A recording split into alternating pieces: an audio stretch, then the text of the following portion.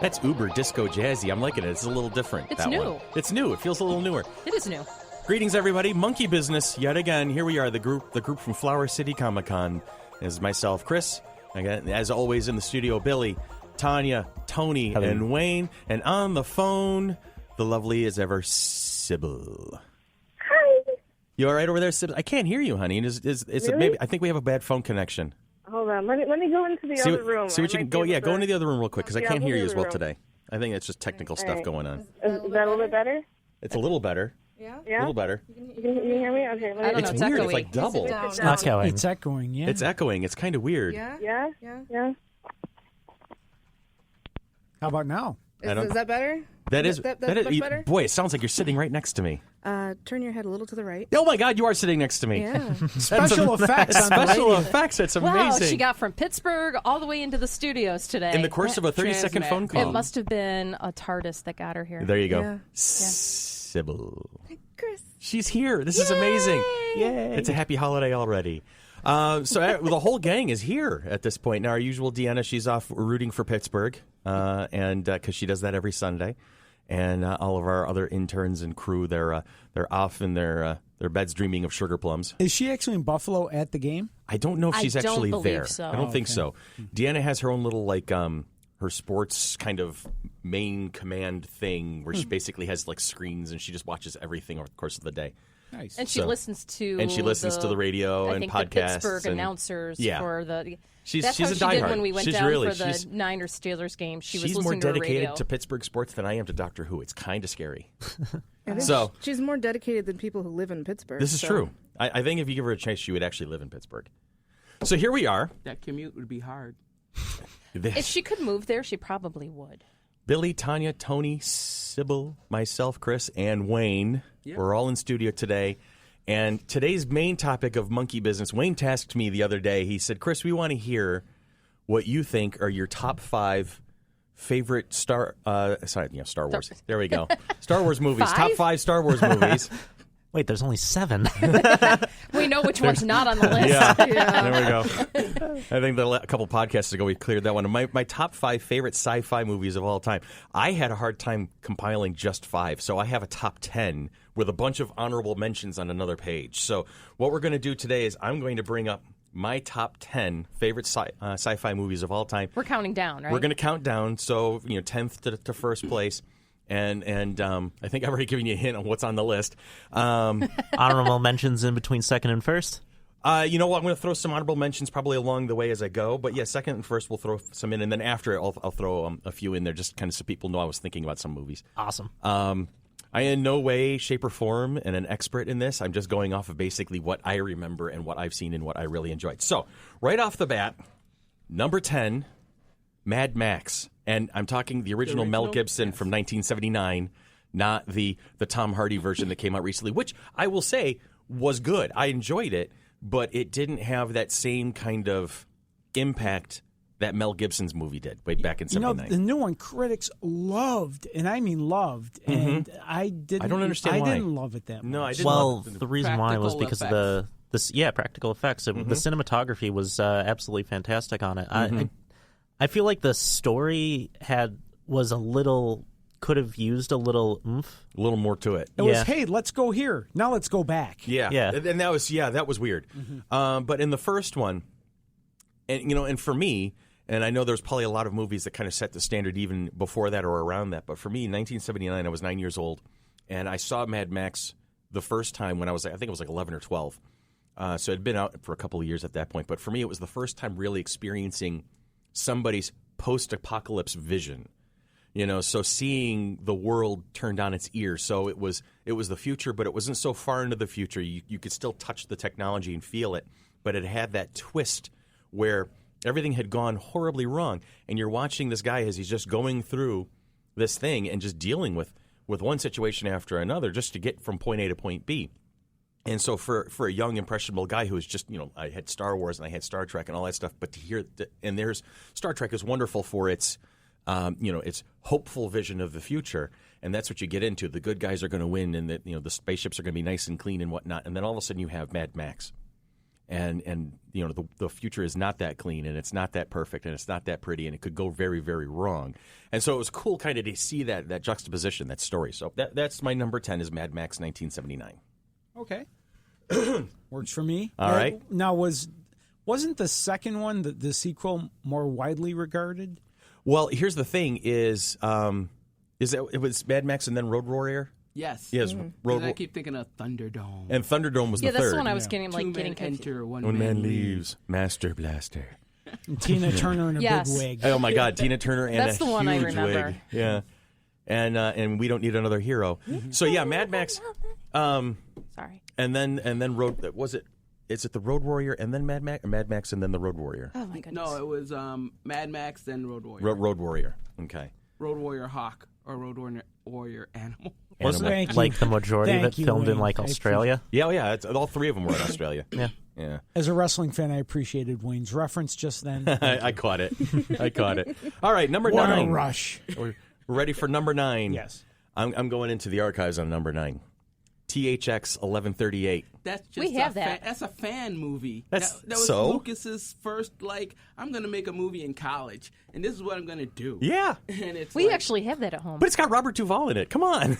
yeah, I don't even know if I've seen it. it's kind of hard to watch. Yeah, I don't think I've ever seen it. I think I've heard of it once or twice, but I've It's never had the clunky. It's desire kind to of like watch. Handmaid's Tale. Yeah. And it really has the feel of. It really does Where have a we're feel going of a now. college student who's walking around campus with a Super 8 movie camera, just trying to get a project done for class. But for me, again, this is my list. So I remember Mad Max had this facet of kind of opening up an imagination for it. But I saw I'd heard of THX 1138 on several occasions. I finally watched it in a film class when I was in college at Fisher. Yeah. And That's usually the only place you see it. Well, yeah, that's it exactly. Or in my living room. And it was but- hard to watch, and there was a lot of times where it was unintentionally funny, but it was like, okay, this is the guy who created Star Wars did this.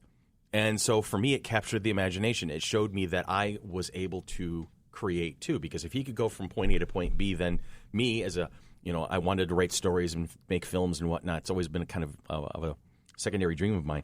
So that was kind of that inspiration. What was Go ahead. Spielberg's one with the car? Oh, Duel. Duel. That's Yes. I love Duel.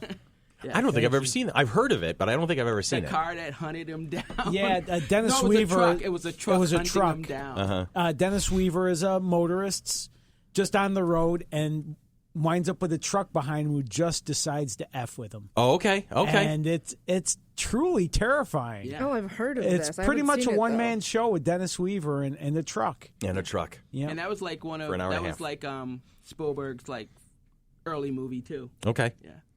All right. Tanya, right now, are we getting... Oh, Brian has arrived. Oh. Brian is in studio today. Congratulations, Mr. Burke. Good to see you. How you holding up? I'm all right. Brian's in one piece, sort of. Let's see.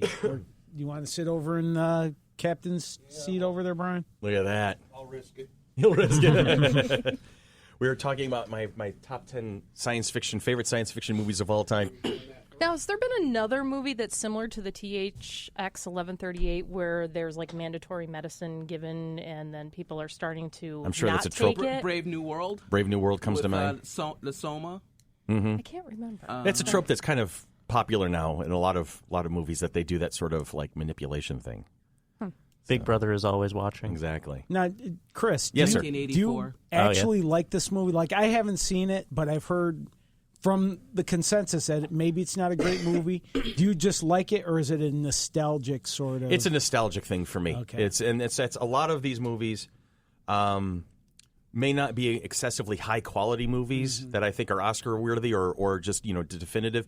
But for me, there's a lot of nostalgia. There's I became a geek for a reason. It wasn't just like a whimsical thing. I was influenced by a lot of these movies and TV series that I saw that kind of spurred the imagination and got me to thinking about stuff like this and pulled me away from just pure action movies or rom-coms, as Weez was talking about, and or slapstick comedies. I move away from those movies. I gravitate towards these movies because this is how I feel. This is what I think.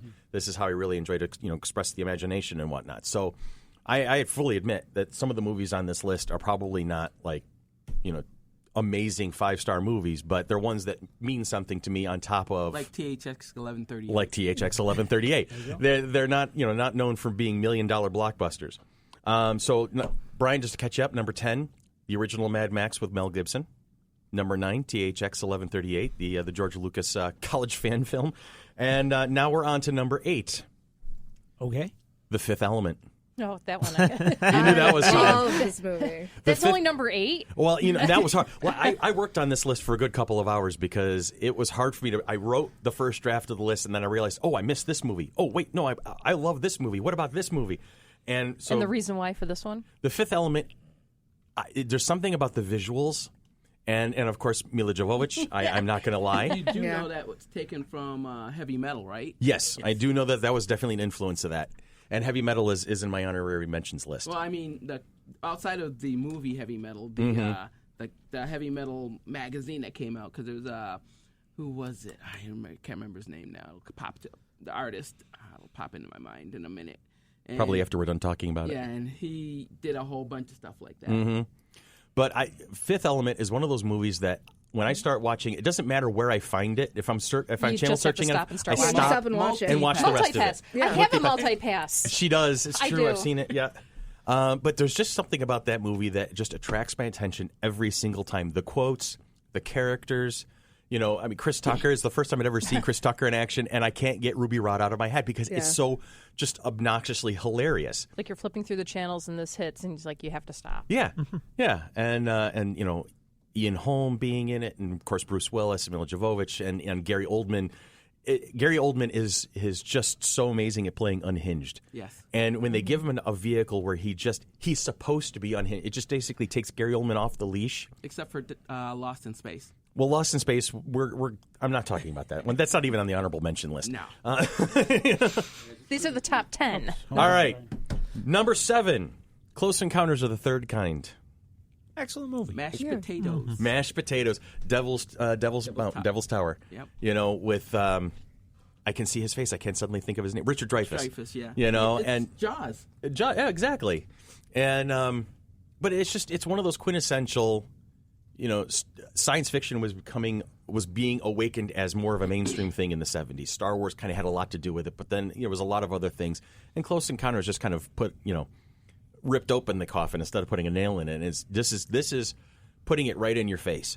That final scene when the mothership shows up and all of the aliens start coming out to greet, and it was just really cool thing. And for a kid, I was 9 years old or 7. Again, it was the same year as Star Wars, 77. When you see this on the screen, your eyes are wide, and it's going to make an impression. And that was a lot of fun for me. I think since I was 5, it's harder for me to remember. I remember seeing it, but I can just remember seeing like the mountain at the end. Mm-hmm. That's about all I can remember. Well, that's about where I am. Yeah. Well, you're much younger than I am. Oh yeah, I saw it when I was like 5, and I remember seeing I can picture the spaceship coming down and all the aliens starting to walk out, but that's about it. Okay. You see, and I just remember mashed potatoes. Well, for me, it was also mashed potatoes are yummy. It was the journey of the characters and how, as they were getting closer to this mountain where the event was going to take place, where the meeting was going to take place, how people who'd never met before, who'd never experienced each other before, were all coming together, and they had this shared, the shared calling, the shared vision of this mountain, so they could be there in time to meet the other worlders. It's like the people who show up at Area 51 all the time. Yeah. Or Roswell all the time. All right, so that's it. So that was far, 7. That was 7. Number 6, The Time Machine, the 2002 Guy Pearce version. Come on, that's crap. I don't even know what that is. Well, I know what crap is, but I don't know what the time machine is. Yeah, well, I don't remember. It's based on H.G. Wells. I know this one. It's based on H.G. Wells' book, and the original one from the 60s. The Rod Taylor one. The Rod Taylor one. Yvette Mimieux is vastly superior to that. And that's your opinion. That's fine.